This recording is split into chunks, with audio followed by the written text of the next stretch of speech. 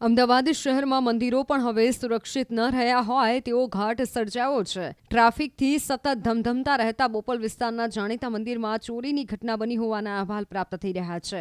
મળતી વિગતો પ્રમાણે આરોહી ક્લબ રોડ પર આવેલ ભીમનાથ મહાદેવ મંદિરમાં ચોરીની ઘટના બની છે। ભીમનાથ મહાદેવ મંદિરમાંથી તસ્કરે ખાતર પાડી 5 લાખ રૂપિયાના ચાંદીના દાગીનાની ચોરી કરી હતી।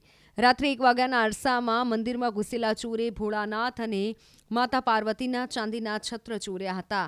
આ છત્ર સરેરાશ 5 થી 7 કિલો વજન ધરાવતા હતા। સવારે જ્યારે પૂજારી મંદિરે પહોંચ્યા ત્યારે સમગ્ર ઘટનાની જાણ થઈ હતી। જોકે બનાવ અંગેની જાણ થતાં જ તેમણે નજીકના પોલીસ સ્ટેશને ફરિયાદ નોંધાવી છે। સમગ્ર ઘટના સીસીટીવીમાં કેદ થઈ છે, જેમાં જોઈ શકાય છે કે ચોર કેટલું શિસ્તપૂર્વક મંદિર પરિસરમાં ઘૂસે છે અને ચોરી કરી રવાના થાય છે। મહાદેવ મંદિરમાં ચોરીની ઘટનાનો કિસ્સો ટોક ઓફ ધ ટાઉન બન્યો છે।